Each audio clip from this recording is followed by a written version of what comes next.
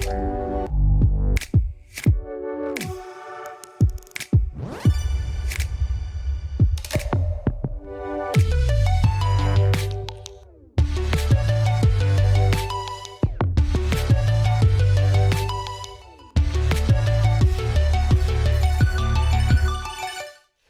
back to the Tech or Savers podcast. I'm your host, Callum Minton, and we're continuing our space chat today. We're joined by two students of University of Sheffield and Project Sunride. We've got Tom and Merlin. Welcome to the show, guys. Thank you, Callum. Thank you for having us. Do you want to start then by introducing yourself, starting with you, Tom, sort of what your role is within Project Sunride?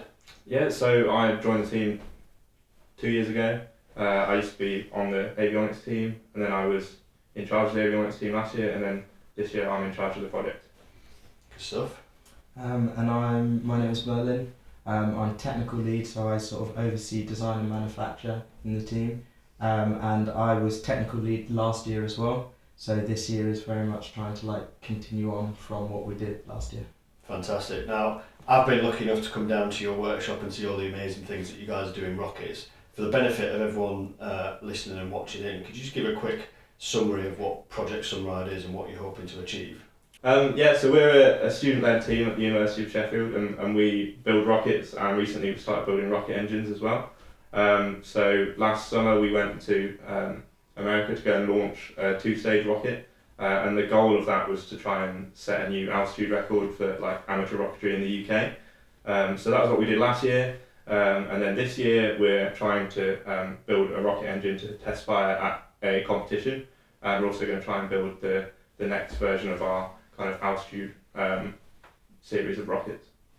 Very, very cool. I'm interested at the motivation behind, for both of you, getting into this sort of field. How did you end up getting to study rockets and all this good stuff? Well, when I was very young, I always loved building stuff, and I liked aeroplanes. My granddad liked aeroplanes, so sort of went trains and aeroplanes into rockets because they go fastest. But when I was about 14 or 15, because there is so much information and knowledge on YouTube, you're able to. I started building small little rockets, and to be honest, none of them worked. But as I sort of went through, I became very passionate about doing engineering and aerospace engineering at that, which sort of brought me to Sheffield. Another big thing was that before I joined the University of Sheffield, Sunride already existed and was the current holders of the UK altitude record. So it was already seen as a bit of a prestigious team, and it was one of the motivating factors for going and joining it. So just been building bigger and bigger rockets. So you've just been looking to go faster and faster as you get older, right? Exactly. How about you, Tom? What was your sort of motivation? I mean, very much the same. I've always been interested in planes and engineering and stuff like that since a young age, and then at college I did a course called space engineering, and then I was looking for somewhere to kind of extend that. My teacher in college ran a little project for us where we would build small rockets, and then I was looking for universities that had student-led projects as a kind of key part of the curriculum or part of their offering, and Sheffield has loads, so I picked Sheffield. Here we are. Fantastic. Could you touch a bit more on you mentioned the competition in America? Can you give us a bit of a flavour of what entails? Yeah, so the team started with the Amy rocket and the Helen rocket, and they were both taken to the Spaceport America, which is a competition. But then, since then, the team has changed. COVID happened and stuff like that, and the altitude record was set with the Helen rocket. But the goal of kind of beating that with our Carmen Alpha rocket that we did last year, we weren't actually able to launch that at the Spaceport America competition, so we had to go to a different launch site instead. So we still went to America last year, but we haven't actually participated in the competition since 2019. Yeah, right. And how high did you get it last time you went over there then? Go on.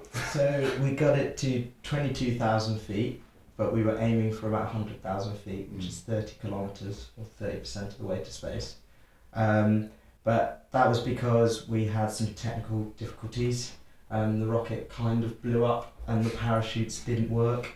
But it was the first time anyone on the team has ever done it, or the first time anyone had gone to America, seen a rocket that big launch, actually work on a project for that amount of time, I know personally, like working on one project for 2 years and then actually getting to see it to its completion and to its launch, it was something very special.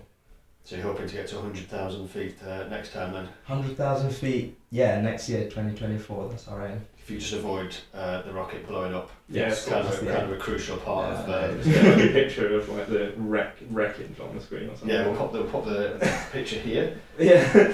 Yeah. Oh no. There's some really good pictures actually. Yeah, true. Yeah, we'll include lots of links and stuff. Our marketing team are very good at putting links here. Oh, and very here. nice. That's Yeah. Where does Sheffield rank then amongst all the other universities in this competition and the sort of rocketry field? Well, that's like a very good question because you have different types of like rocket teams.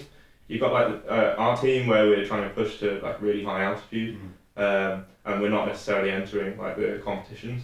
You've got other teams in the UK that are entering the Spaceport America competition, which is a very, very prestigious competition, and good on them for entering that competition. It's very difficult. And then you also have teams entering Europe, which is the European like rocketry challenge. And like yesterday, Merlin and I visited Imperial College London, and they are building some very, very complex and very impressive liquid rockets. And we aim one day to kind of be at their level.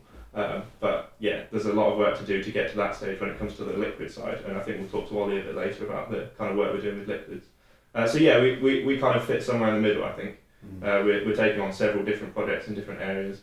So yeah, I think that's where we sit. Yeah, that's good. What with these project teams, and how many people are typically involved in it, and what sort of roles are covered within those teams? So this year we've got about 85 members on the team, and 7 different sub-teams. So we've got the Carlin Series team, which is all about the kind of high altitude rockets and high performance solids. You've got the propulsion teams, and they're to do with developing the Sunfire engine, stuff like that. And then we've got a recovery team who's working on steerable parachutes. So they're going to try and develop a system to guide a rocket back to its launch site after it launches. Got a marketing team. We've got an experimental series team that work on smaller scale rocket launches, and the idea there is to test out new concepts, get newer members introduced to the idea of launching rockets, and to visit the kind of local launch sites on a frequent basis, so that the team is constantly kind of gaining skills and experience from the guys that know loads. We've got to meet people from, have you seen the Top Gear episode where they launched what is it they launched? They launched the space shuttle. I shouldn't say space shuttle. No. It's a Reliant Robin strapped to the side of some hybrid motors. Oh, right. But no, there's a really good amateur scene in the UK. Yeah. There's a really, really, really good amateur rocketry scene in the UK. Sounds like there's quite a lot of teams that need to come together to make this thing happen.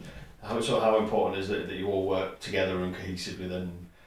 Yeah, no, obviously it's like the key part, and it's also very difficult, especially considering that there's about 80 students on the team this year. Last year we probably averaged about 50, so that's a lot of people just to manage as is. There's a lot of stuff going on, but in addition to that, everyone doesn't get paid. Everyone's a student, and everyone wants to go out to clubs and do a million other things with their lives, which is entirely fair enough, and it's really quite difficult as well. So yeah, it's really challenging. I'd also say that like people going into the workplace almost for the first time, or being in managerial positions for the first time, people don't have the experience, but I think that's what's so brilliant about the student-led stuff at Sheffield, is it actually gives you a sort of non-consequence chance to start experiencing managerial positions or seeing long-term projects through to the end, and getting to do it with people in the same point of life as you, and learning and developing these even very niche and very technical skills. It's absolute pleasure. That's why Sheffield, I think, is one of the best universities when it comes to student-led, student-run. Good. All power to Sheffield. Yeah. Great stuff. And I suppose you're building those networks as well for sort of life after university and that sort of stuff. So we should talk about what you want to do after university then. What are the typical jobs that people from your course go into then? What's the career trajectory? I mean, I'd obviously like to go into a job in like the aerospace or space sector. I think I'd quite like to work for a smaller company that's kind of similar to what's going on Project Sunride, because I'm used to working in like quite a small team, having quite varied roles and stuff like that. which I find quite motivating. It's nice to have like quite a big impact on like the progress of your team or your group. So yeah, I'm still looking around, but interested in that kind of thing, like maybe a small kind of startup environment or something like that. We'll do start-up, absolutely. Yeah. I know that you yourself did a start, and I think that at this point in our lives it's probably the most exciting part. And I think that a lot of the Sunride stuff, because it is entirely just run by people, if we all stopped doing it, it wouldn't exist, I think it would be really exciting. And I also think the space sector in the UK is growing, and there is still yet to be a UK space company that's put something into space. So the gates are still open, so to speak. I think there is actually like some feasible chance for a UK space company. Obviously on an international level, you've got SpaceX and Rocket Lab and loads of huge companies. And Too many of them. We've got too many international ones. I know that the British want one of our own, so I think that could be quite interesting. Very true, very true. Well, we had Space Hub Yorkshire on the last podcast, and you guys are involved in them and all the great stuff that they're doing to bring together industries and really sort of expedite that process of getting a space hub in Yorkshire, let alone the UK. How important is it that you take what you're learning in Sheffield now and keep those expertise in the UK and in the region? Space Hub Yorkshire have been really helpful to us. We met at the event where we met you guys for the first time. And then again in Leeds a few weeks ago, and they're quite good because if you ever want to get anything done like space related in Yorkshire, you can just send them an email and they'll go, oh yeah, here's like 5 people you can contact. So yeah, if you're like a space-based business or a business in Yorkshire, definitely get in touch with the Space of Yorkshire guys. Just in terms of keeping jobs in the UK and in Yorkshire in terms of the space agency, I mean, give us a feel. How many people are currently going from the course to a European country and the European space agencies? Yeah, there's a lot of people going abroad. Like many of my friends, people that I know have gone abroad to like Rocket Factory Augsburg in Germany, where they're currently doing a lot of launch-related activities. So it'd be good to kind of keep stuff more local to Yorkshire. I know a lot of like Sheffield students stay in Sheffield after they've been to university. So to get a few more kind of space businesses in Yorkshire, I think would be very valuable to kind of the region. I'll also say on that point that like in the UK, the last time there was, we had a large space, put something into space within the 60s and 70s, and a lot of the people with that knowledge, even over the years since then, a lot of people with that knowledge end up working for companies like SpaceX or going to work for the European Space Agency. In the UK itself, because there's not many like space companies, or a lot of the aerospace companies even got sold off to other companies. There is a sort of brain drain. People, obviously, if I want to go and work on rockets, am I going to go to SpaceX or a non-existent company in the UK that are doing it? Obviously going to go to SpaceX. But the UK government are trying very, very, very hard to encourage it. I know that Space Hub Yorkshire are doing a brilliant job at encouraging it, and we can feel that the tide is sort of turning. I know that I'm now at the point where would prefer to work in the UK if there was a really good space company in the UK to work at that was practically building and launching stuff. But it is really difficult. It is really difficult when the competition overseas is very high. There's lots of incentive to go over there, isn't there? Yeah. It's important we keep the message out and we get the UK boosted, I suppose, in terms of that awareness as well as the job prospects and stuff. One thing we mentioned the last time we were chatting to Space Hub Yorkshire actually was that talent pipeline, about getting kids inspired about this and engaged with it and stuff. And I know that you guys are doing certain initiatives in schools and colleges and stuff. Could you just touch on what sort of things you're doing and what progress you're making in that area? Yeah, so our project currently has this UK Rock outreach kind of segment to it, where several of our members are going out into local schools in the Sheffield area and mentoring like a group of younger students on how to build and launch a rocket at UK Rock, which is like a smaller scale rocketry challenge in the UK for all of the different schools.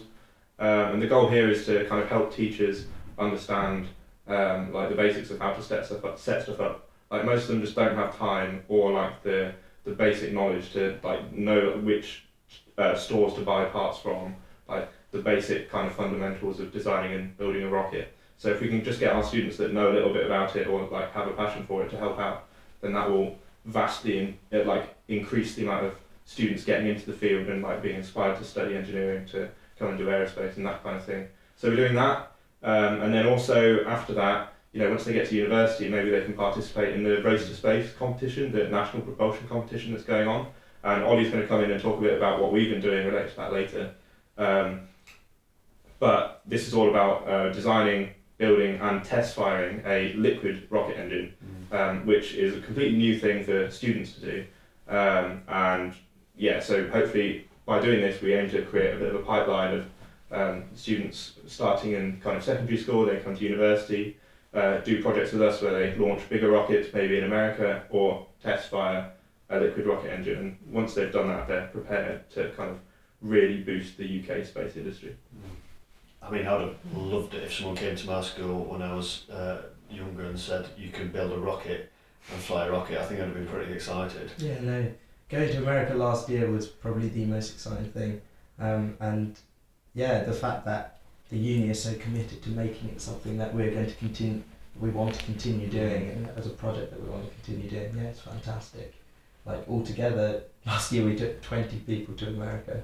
It means 20 people got to go to a country I'd never been there before, see a giant rocket launch, and then come down very quickly, and then go around and experience LA. Like in America, it was a very stressful experience. There were many things that could have gone wrong. So first of all, I remember when we were in like Heathrow Airport at some silly o'clock in the morning, and we finally got notified that our bags had made it through onto the plane. Everyone just breathed a sigh of relief. We were sharing around like everyone's individual screenshots of like my bag's been loaded, etc. So we were all very happy when that was done. Because of course you have to take a rocket on a plane. Yes. Yeah, it's and true. The challenges that come along with that. Oh, it was very funny. I had a hard case like this that I had to walk through security with, which was very entertaining. And I had a conversation with the security guard, oh yeah, I'm just going to go and launch a rocket in America. And they were like, oh, good luck. And it turns out the thing I got blocked for in security was the fact that I left my laptop in my bag, and not the fact that I had avionics components in a case. Because I was just stressing out about that instead of the fundamentals. So we finally made it to America, and then we had to deal with getting out from LA to the Mojave Desert on very few hours of sleep. We absolutely nailed it as a team. We got there in the end, and then everyone just crashed, and the week continued. It was a chaotic trip. It was a brilliant trip though. Oh yeah, such an experience. I think that we were, obviously we didn't bring any of the rocket propellant. I mean, you can't even buy that rocket propellant in the UK. You've got to go to the land of the free, so they have no rules, and a giant desert. So we went out there, but all the parts of the rocket, like the airframe that we were taking to America, it's all just carbon fibre and metal. It just looks very missile-like. So we were scared that they'll just go under the scan and they'll be like, yeah, can you take that? That's a missile. That looks just, what? What was more challenging, taking an intact rocket to America or taking an exploded rocket from America to the UK? Well, yeah, what was the procedure? So, yeah, so we need to explain first of all, what went wrong, don't we? Yeah. Yeah, so go on. So, it's a two-stage rocket. Right from launch, the first stage burnt perfectly. We had really nice separation and really good ignition. And to be honest, that was the most terrifying steps. All the most difficult computer steps, getting the rocket flying, breaks the sound barrier. After that, when the second stage ignited, the nozzle of the second stage motor blew out. So you get this big cloud and an explosion. It didn't destroy the rocket as such, but it meant that we lost all thrust, which meant it only went to 22,000 feet. And then when it got to apogee, the damage from that motor meant that the computers did not deploy any parachutes. And on the first stage, when it got to apogee and fired its parachute out, the drogue ripped into millions of pieces because the rocket was really heavy and we'd already started diving back down to the ground, and our main parachute relied on the small parachute being A-OK, which it wasn't. So both stages came back and hit the ground very, very, very quickly. We found them both. Which is good going, I think. Yeah, exactly. Good. So, do you want to say when we took it back to America? Well, yeah, I mean, the upper stage was completely submerged beneath the surface. We can get a picture of this crater that was about this big. and it was just gone. We dug it out, and like maybe the front like third of the upper stage was just gone. It was just pulverised, just a million pieces. And we had to sift through the sand to like get all the little bits out. Right. You've got your ring, go on. Where's your ring? But I made like 20 of these rings out of brass just on the lathe. Not very well made, but they were sweet. They're made. They're made. Yeah. Put them in the nose cone of the rocket, because the idea was rocket goes up, gets to 100,000 feet, comes back, and it's like yay! Hand out all the rings, like yay!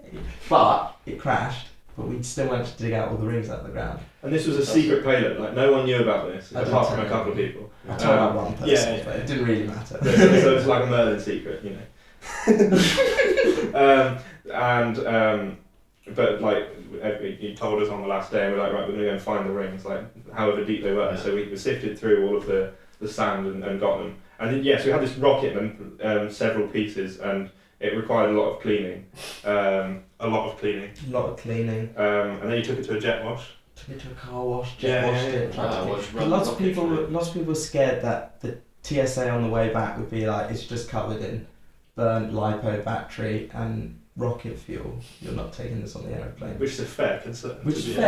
Yeah. But we all really wanted to take it back to England because it's the ultimate trophy piece. Yeah. Well, when we gave it into the airport, we were very worried, but it happened fine. When we get the parcel back at Heathrow, they've left like a notice, just TSA baggage inspection. And they'd cut it open and looked at it. Clearly, we're just like, you just wrapped it in loads of bubble wrap. Yeah, exactly. Yeah. Just wrapped it in loads of bubble wrap. So that ring's still been to 20,000 feet? That ring's been to 20,000 feet, That's but I think cool. the coolest part is you've been higher than 20,000 feet on an aeroplane. Yeah. But you haven't broken the sound barrier. Right. And Okay. this has gone faster than the speed of And that's sound. been like negative 12 feet as well. And that is, Yeah. Also the G-force of hitting the ground at that speed. Yeah. What speed was it going when it hit the ground? The last like telemetry data point says like 250 meters per second, which is something silly, like 600 miles an hour plus or something like that. So very fast. And there's a video of us like reading out the data points as it comes down, and you can just like the gap between the numbers just getting bigger and bigger as the thing accelerates, and then it's like right, okay. And that was what, like 500 meters above the ground, doing 250 meters per second. Okay, no more data. Absolutely gone. If you wanted to do that in the UK, so Yeah. if you wanted to go and fly a rocket in the UK, what's the sort of red tape that you have to get past? Is it more or less difficult than doing it in where you're in I mean, for a rocket of that size, since it's above like M class in terms of impulse, it would be classified by the CAA as a large rocket. I think, yeah. Then that would mean there's a lot of paperwork to go through in order to get it approved. And then also like choosing a launch site, we wouldn't be able to launch it just on land because there's not really anywhere in the UK that you can launch something that high and like guarantee it's not going to hit anyone's house on the way down. Whereas America just has a desert. So it would be sea launched, and there's a large amount of ranges in like Scotland, such as the Hebrides range where Spaceport 1 is, and you've got the Shetland Islands as well where they're setting up the Saxonboard Spaceport. So maybe we could launch from there. It's not something we've considered this year, but there are a few teams considering it around the UK, and we definitely want to like investigate that. I mean, I'll say on that point, one of our sub teams is the recovery sub team, because we do want to launch in the UK. It's cheaper, it's cooler, it's like UK stuff, but if you shoot it out to sea, chances of recovering it are very slim. So those like parachutes that like actual parachute people have the two cords that you pull and they can Parachute people. Close enough. They fire out. We will fire out one of those parachutes at the top of the rocket and ideally steer the rocket back to the land. So then we can fire it out to sea, and you can fire huge rockets out to sea, and hopefully the recovery system will be able to bring it back and land it on land. That sounds a lot more complicated. It is. This is in very early stages. And it's an experimental project. So we mentioned that we have the experimental kind of series team. So we've got the recovery series team and the experimental series team, and hopefully in like the next semester they will collaborate together on creating like a test platform for this thing. So they'll make a rocket that they can launch from Midlands Rocketry Club in Leicestershire that could then just guide itself back to a coordinate. Probably not the launch location because there's people there, but somewhere else, demonstrated somehow. Yeah. So a bit less riskier. Yeah, exactly. And what other stuff are the experimental team working on then? So currently they're kind of scrambling to build a 2-stage rocket to launch this November. And that's like a very ambitious deadline, but it's a right challenge for the team, and it's like a really good test of everyone's kind of time management skills, team working ability, like manufacturing skills and so on. So yeah, we are currently kind of preparing for a launch towards like the second half of November, and it's going to be a 2-stage rocket. And the goal just being to successfully launch and recover a 2-stage, because it turns out none of our 2 stages have worked fully yet. We keep failing getting them back in one piece. Yeah. So we're only going to about 700-800 meters, maybe 1,000, maybe a kilometre. Hopefully they'll put a camera on it so you can see some beautiful British countryside. But the main point is just, can we deploy all the parachutes when we want the parachutes deployed? Does the rocket come back in one piece? I think that people on the experimental team are very motivated and very excited, and I think that it's always a cool project. And it's like local launch, I think that's the best part about experimental series, is they can launch in the UK, and we only have to drive like an hour and a half, 2 hours down towards Birmingham, and then there's a field. I think one of the key things we changed last year about how we run the team is previously people were only focusing on these large projects, and they weren't gaining kind of practical experience designing and building stuff and actually like getting advice from the experts and stuff like that. So we started off with like a really small rocket last year in November, and then we scaled it up to a slightly larger, much larger 2-stage rocket that we used to test stuff for Common Alpha. And by doing that, we went along to the local launch site. We met the Top Gear guys. We learned so many lessons from them, and they guided us to create sensible designs and do things properly. So we learned an awful lot about kind of timing stuff on launch day as well from that. Like previously it was taking us to like 4 or 5 p.m. to get stuff launched, but for our Common Alpha rocket that we did in America, we like left the hotel at 4 or 5 a.m. and got the rocket off the pad at 10. So that was pretty good going by our standards earlier in the year. So we're now joined by Olle. He's got something very cool in his big bright orange box. Yeah, so this year we've recently tested our first liquid engine.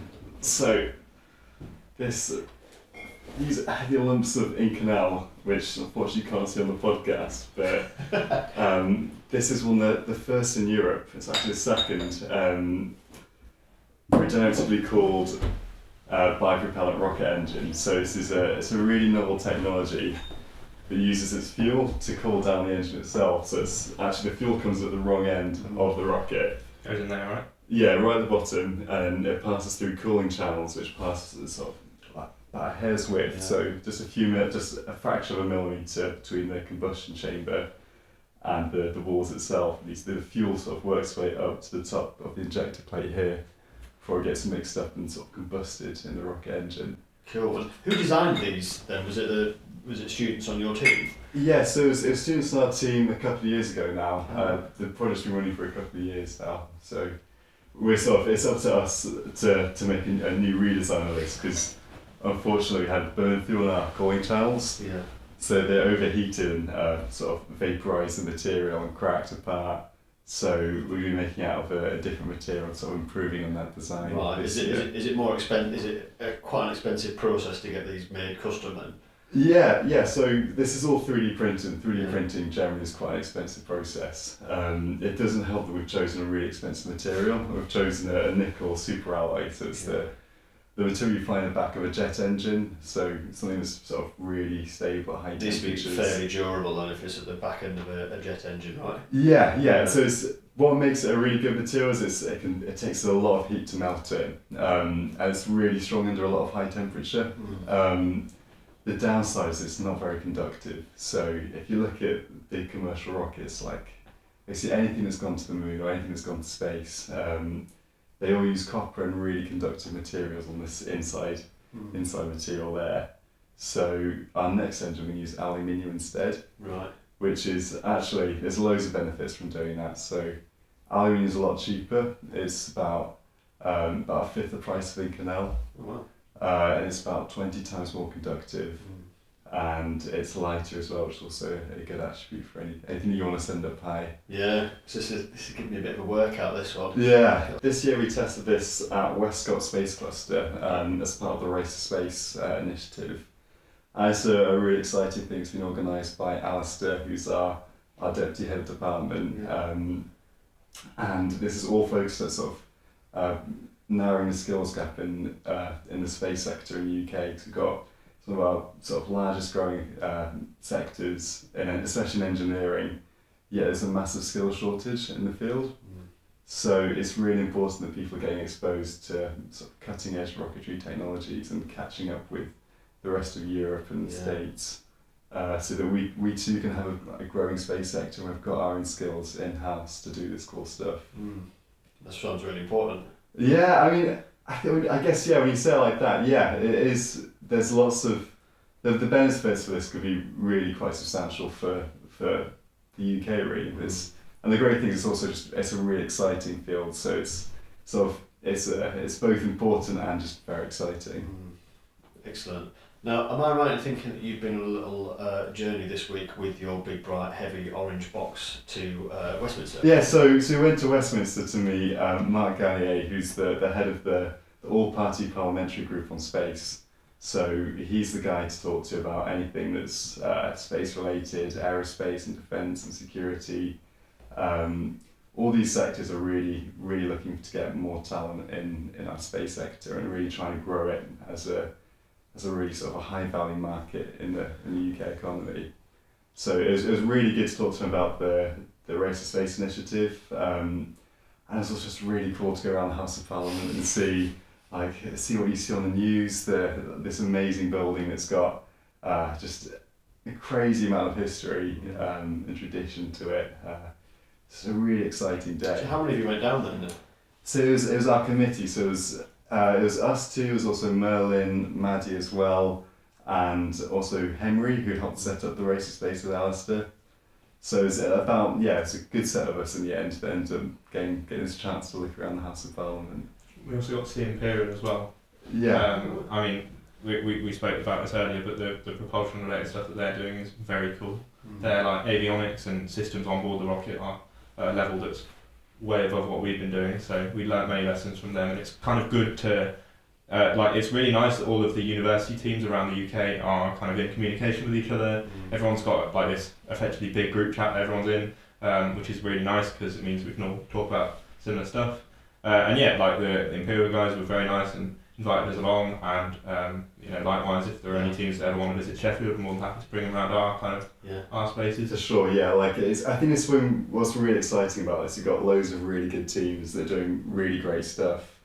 I mean, we love Imperial because they've been so helpful to us, and the stuff that they've learned along the way, and their skills and their rocket is just absolutely, it's so well designed, and it's really exciting how something like the Race to Space can bring all these teams together to do really exciting stuff that really is, it's really cutting edge, and it's really worth stressing that what we're doing is very much at an industrial level of complexity, and it's a real privilege to be doing this really cool stuff.